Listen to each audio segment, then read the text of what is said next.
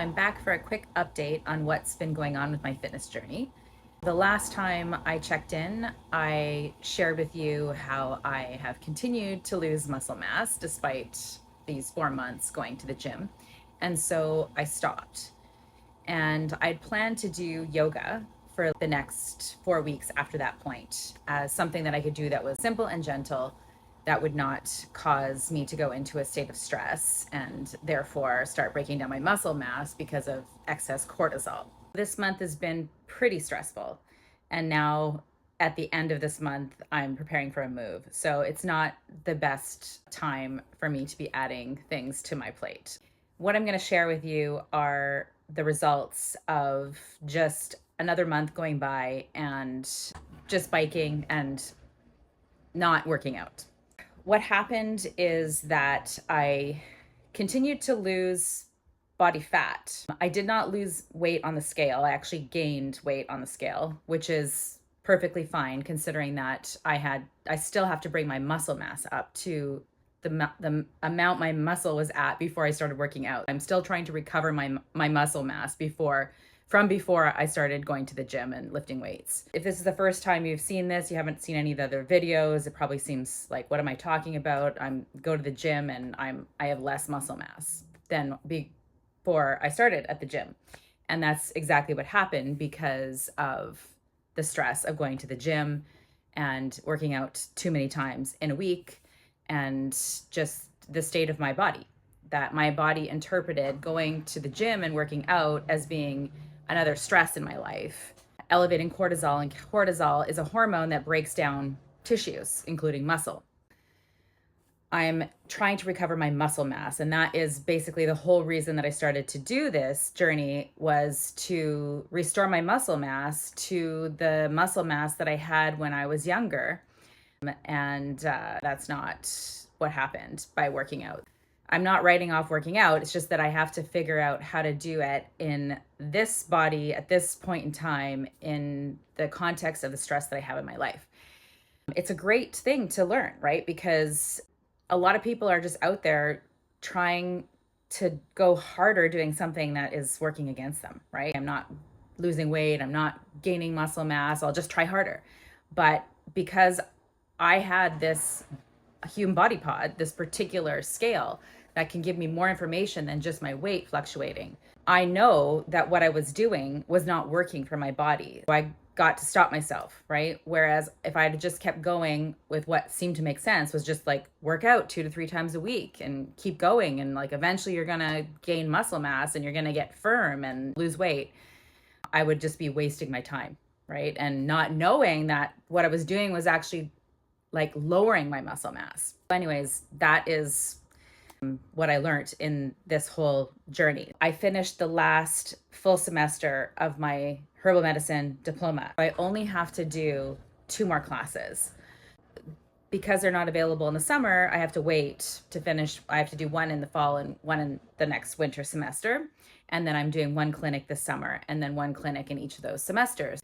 Everything is going to be a lot less intense now for me. It's a 3-year program, but I went year-round for 2 years straight and got almost every single thing done. So it was highly stressful, obviously, to go like that without a break. But I made that decision because I felt like it would be easier on me to condense the stress into a shorter period of time than have it be chronic for 3 years.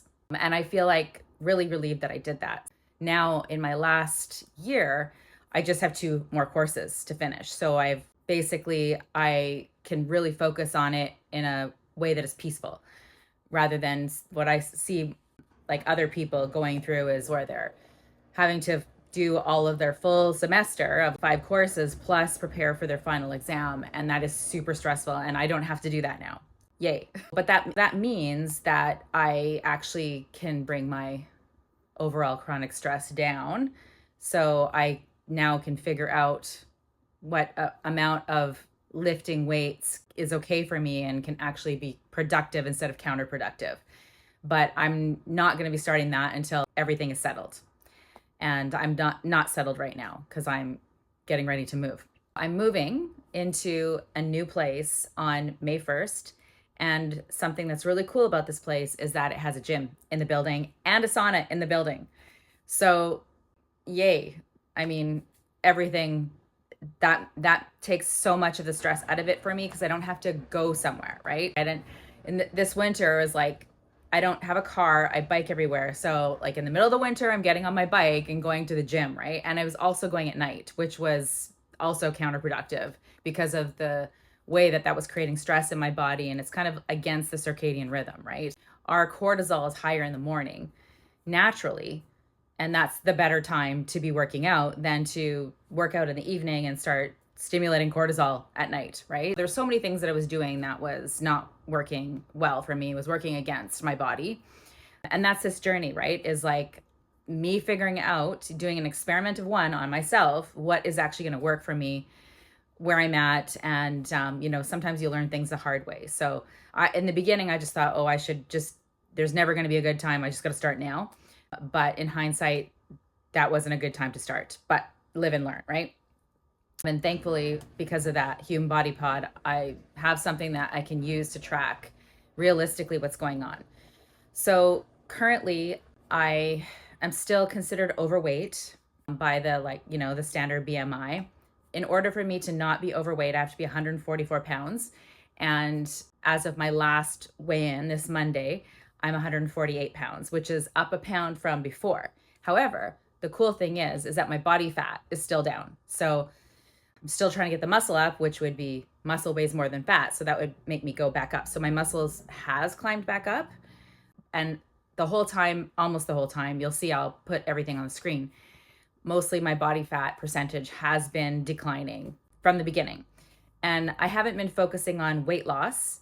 My focus has been on my muscle mass. So how have I lost that weight is that I basically just eat my maintenance way, which is to eat a low carbohydrate diet, meaning that I don't restrict carbs that are, natural whole food, non-starchy vegetables or dairy. I eat those foods, but I don't eat potatoes, yams, bread, like all the really starchy foods. And so for me, that just is allowing me to slowly release body fat without any effort to do so. So when I first started this journey, I was 156 pounds, and that I climbed up. In the first video, I share, the details of how I climbed up there, but I was letting bread in and treats in that were carby. And over time, I just started gaining weight. And why was I doing that? Because I was stressed and in school, and I was using carbohydrates to stimulate me to keep going. So in the last 3 weeks or so, I let the carbs sneak back in as well. However, not to the same degree. And I only gained 1 pound, and we don't know whether that was, fat or muscle, because my fat went down, my muscle was going up. So, the fact that I gained a pound, like, I really don't care. I don't need to know exactly, what, everything's going in the right direction, right? I'm gaining muscle, I'm losing body fat. So the long and the short of it is I am, of course, intending to release more body fat, but I won't be really focusing on that until I am totally settled and, everything is more peaceful and calm in my life. And that will be in May sometime. So I will update when I get there. And this might be the last time you see this background in these updates. So I'll be in my new place soon. And I'm really looking forward to it. And this is, this similar kind of journey that I took to learn how to lose weight without dieting. Is I did an experiment on myself, and I got really particular into what I was eating and seeing how it was affecting me on the day-to-day basis. So a lot of people would watch this and go, wow, I started this at the beginning of December, and it's like the end of April, and I haven't made tons of progress. But it doesn't matter, because this is the learning part of it. This is where I'm learning about my body and about myself and my relationship to fitness, in order to be able to pinpoint what works for me on the individual level, because there is no one size fits all. And even once we figure out what works for us, sometimes that doesn't work for us in different phases of our lives for different reasons. So it's always about that experiment of one and seeing what works for you. So got to get things leveled out, and then I will, be changing my goals, right?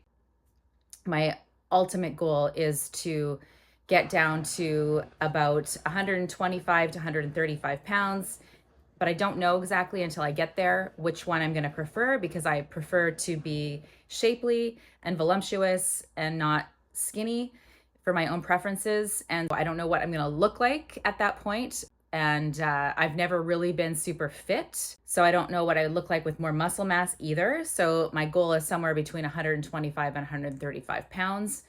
And then, like, even more than that is that I want to be firm and not jiggly, and get rid of my cellulite, and, just feel like comfortable in my body and connected to the feeling of being inside of it, which is something I feel like I haven't really had for a long time, because I have been really up here and not really that connected to that feeling. So I just want to feel like strong and like in control of my body and fit and flexible and really comfortable in like what I wear, being, going to the beach, wearing a bathing suit, all those things.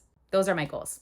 And that's all I have to say for my update. And I hope that my journey is helping, and that what I'm learning is of use to you on your journey.